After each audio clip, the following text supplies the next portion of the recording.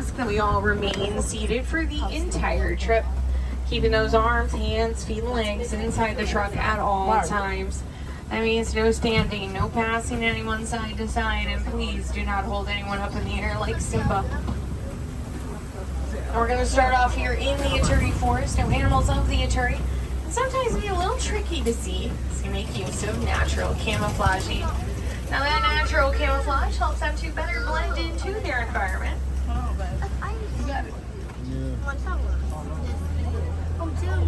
Over here to the right, one of those animals is an okapi. Okapis have a striped pattern there on their hind legs. Look what's in there. What's that, a frog or something? Is closely related to a zebra. Actually, the only relative to the okapi is going to be a giraffe. I know, kind of coming out of the field there. A couple animals here to the left. 10 animals at the top of the hill. Those are the greater kudu. A little further down with the red and brown fur and the horns, there you'll see the bongo. Bongos are also known as ghost of the forest for just how difficult they are to find out in the wild.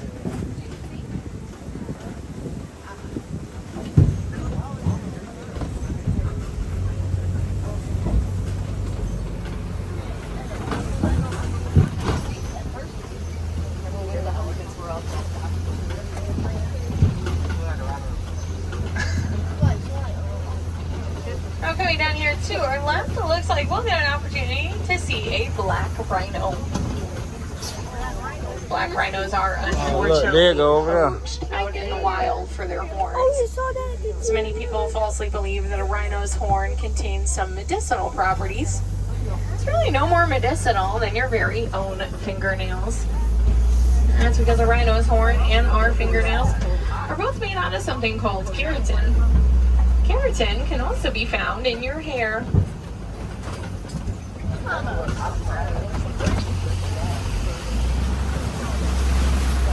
And coming up here in this next clearing, we're going to see some of the saddle-billed storks.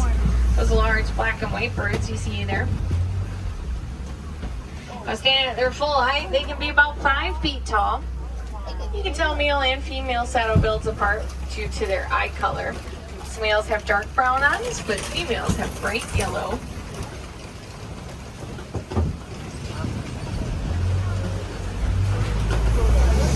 But with that, we're heading out of the Ituri Forest, and our next stop will bring us down to the Safi River.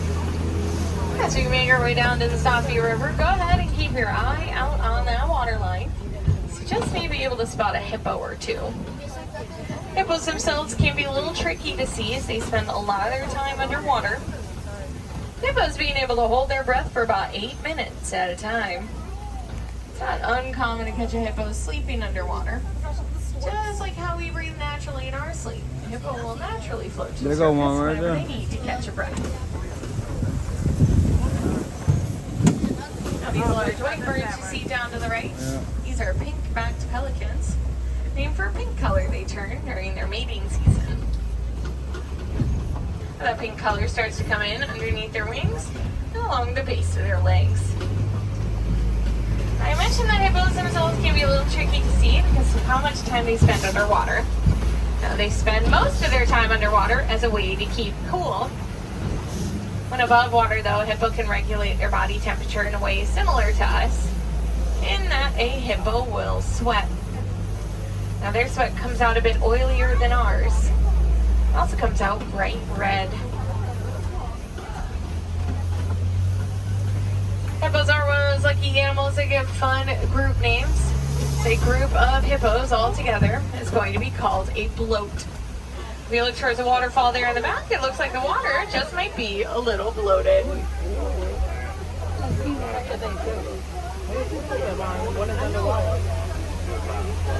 Also down here to the left, in this next ravine here, you'll see the Nile crocodile. Now, Nile crocodiles can grow to be 16 feet long and up to 500 pounds, making them the largest crocodilians in Africa.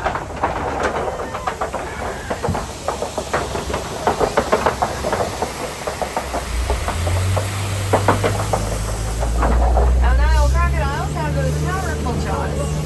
Those jaws do come in handy when it comes their eggs and roll them between their teeth. Doing so makes it a lot easier for their young to hatch. And when their babies are still very small, the parents will even carry them around in their jaws as well, getting them quickly and safely place to place, kind of like a well-fortified minivan. Coming up here to the right, we're passing by a baobab tree. Now, a baobab tree is also known as an upside-down tree.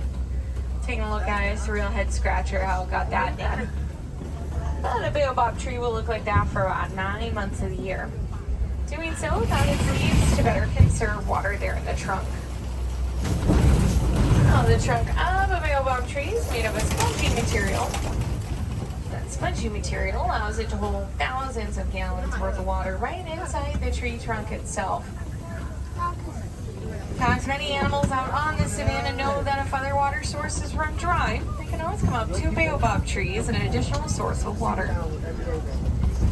Coming down the hill here to our right-hand side, you're going to see the big long horns of the Ankole cattle, also known as the Watusi cattle, named for the Watusi tribe that first domesticated them. Also back there in the corner, you'll see those small, s'more-colored animals there. Those little guys are the springbok. Springbok are the smallest types of antelope here on the reserve. Also some of the fastest. Coming up here on the right, we are seeing some of those Maasai giraffes. You can tell the Maasai giraffe apart from other types of giraffe due to the more irregular shaped spots that they have. Each spot pattern is going to be unique to each individual. It's about as unique as a human fingerprint. Now, that's not the only thing we have in common with the giraffe. Despite how long their necks are, giraffes only have about 7 neck vertebrae, about 7 bones there in their neck. Well, coming up here on the left, you're going to want to look inside the den here. There you'll see a pack of African painted dogs. Now, the African painted dog is one of the more prolific pack hunters, coming together as a team to bring down their prey. Again, an African painted dog, not a hyena. They're actually not related at all. I'm still gonna say that hyena. Yes, a family of Hartman Mountain zebras here in the corner. You can also see some of the sable antelope back there as well.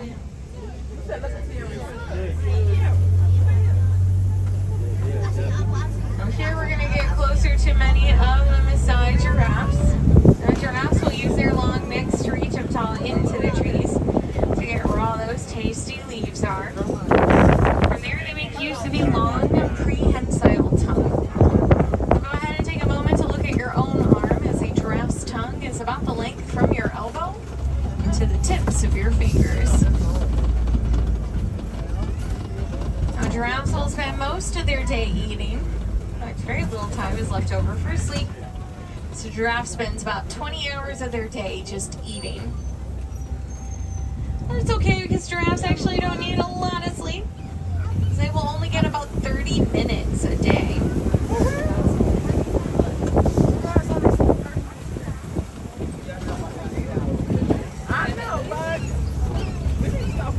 Coming up here on the right, just past this tree laying down in the road, there you'll see some of the wildebeest. Wildebeest are some of the more densely migratory animals. They can move in herds of about 1.5 million. Wildebeest also have another name. They're also known as gnu. G-N-U. They get that name for a low grunting sound that they make.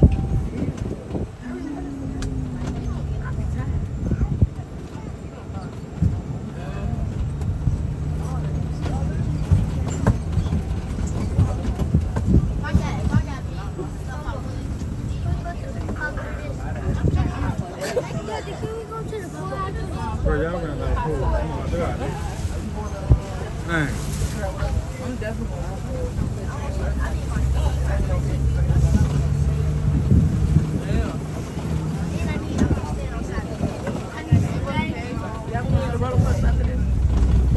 Yeah. We're gonna take out.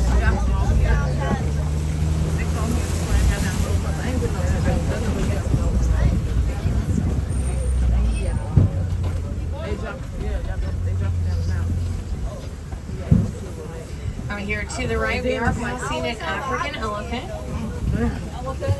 Elephants, prehensile trunks, which means that they can use their nose to pick up food, or dirt or water onto their backs to keep cool. They can use their trunks to drink water. They won't drink directly through their nose. What they'll do is they'll fill their trunks up before bringing it up to their mouth to drink down like a funny little straw. In fact, an adult elephant's trunk is large enough to hold several gallons worth of water. Now, elephants will often travel in herds. Now, there's a main family herd, typically led by a matriarch, usually the oldest female. Female elephants will stay within their family groups for most, if not all, of their adult life. Whereas male elephants tend to break off to travel on their own or in small bachelor herds. Good news for us is that those male herds don't have to go too far away from the larger family, usually only following behind by about a mile or two. Hopefully, as we continue down the road, we'll be able to catch up to that family herd in no time.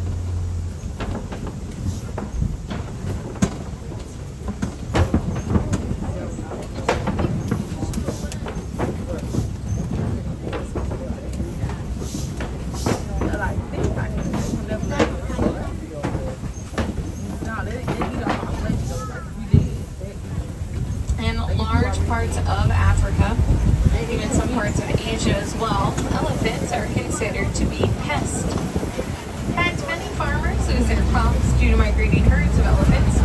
But to be honest, can't really say I blame the elephants. I mean, they're just walking by, all they see is a free buffet. So it's up to the farmers to find a peaceful solution to not only protect their crops, but also protect the elephants from harm. Actually, based on some research that was done right here at the Harambe Wildlife Reserve, it was discovered that elephants are terrified of bees. I know, of all things to be scared of, a little bumblebee. So farmers started to place beehives around their crops, and what they realized right away was that was enough to keep the elephants off their land. So farmers were able to protect their crops, protect the elephants, as well as sell off some of the honey that was being produced by the bees. Now this works out great for the bees too. They are essential parts of our ecosystem as pollinators. So it gives them stable, but most importantly, protected hives.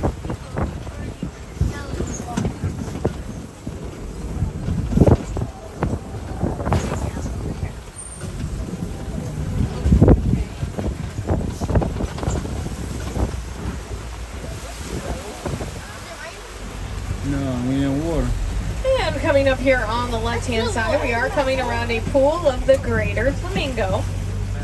Now, the greater flamingo are the largest of the flamingos, but they're also the palest pink. Now, they're not naturally born that pink color. In fact, it takes them about 2.5 years to turn that shade. They get that shade of pink from the foods they eat, which are high in beta-carotene. Now, if we were to eat foods high in beta-carotene, we wouldn't necessarily turn pink. We'd see some color change, though. We'll see our fingertips and the corners of our mouth. Instead of turning pink, though, those areas would start to turn orange.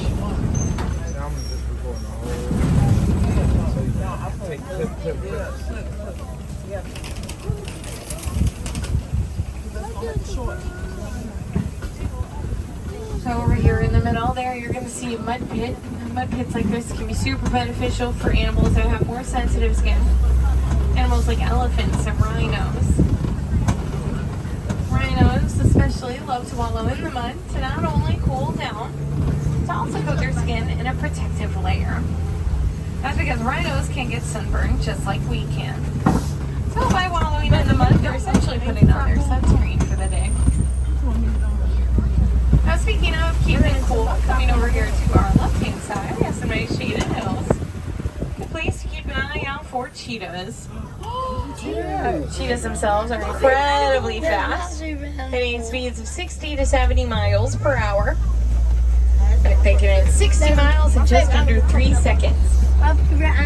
You can't hold those speeds for long, though. They're really more of a sprinter. Let's say their top speed, they use that long tail of theirs to act like a rudder. helping them make sharp turns without losing their balance. You can eat back. A fun fact about cheetahs, they are the largest type of cat that still has the ability to purr. So a cheetah will purr just like your average house cat.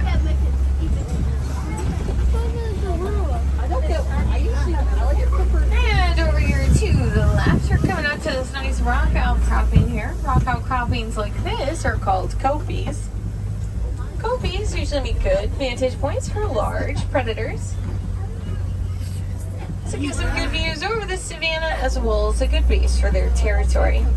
Predators, of course, like the lion. Now, lions are more active at night. That's because during the day, a lion's eyesight is pretty similar to ours. But at night, their vision gets better. So during the day, a lion will rest anywhere from 16 to 20 hours a day. 16 to 20 hours? When it comes to hunting, it is the lioness who brings home the bacon. Sometimes quite literally. While the male lion is a stay-at-home dad who will stay back to guard the territory as well as any cubs that they have. Oh, here's a fun Swahili word for you all. Swahili word for lion is Simba. What's that? So Mufasa really just named his kid Lion. Coming over here to the left, you'll see a couple of warthogs. Warthogs, like Pumbaa, of course, are the largest type of burrowing animal, using their tusks to dig out those burrows that you see down below, making them the largest burrowing animal.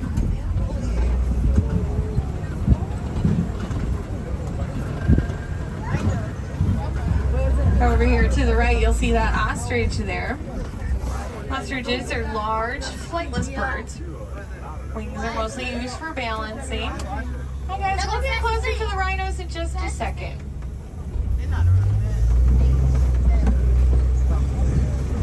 These are the white rhinos. White rhinos get their name not for their coloring, but for the Afrikaans word "weit." Weit translates to wide, which is used to describe their mouth shape. It has a more wide-set square edge to it, compared to a black rhino that has a more triangular pointed upper lip. With that, we are reaching the edge of the reserve, which means we're about to approach the warden's hut. Now, the warden has asked that we stop by to check in on the Nigerian dwarf goats. We're just going to poke our head in, make sure they're all okay. Now, Nigerian dwarf goats are very social, playful animals. They love to run, climb, jump, and while typically get into things they probably shouldn't be getting into.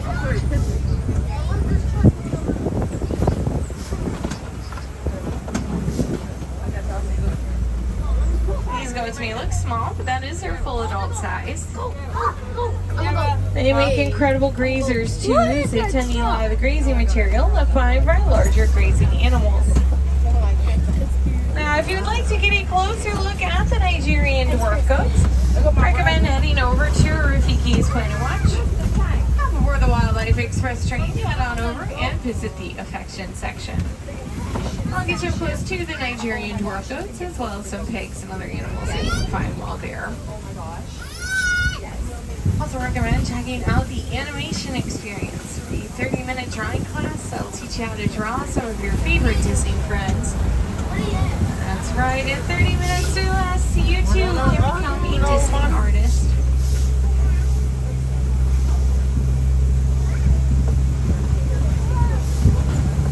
But if you're still excited to see even more incredible African animals out here today, be sure to go through the Gorilla Falls Exploration Trail. And that trail will take you up to the Okapi, as well as some underwater viewing for the hippos. Hey, if you're lucky, you might even run into the gorilla family that lives over there.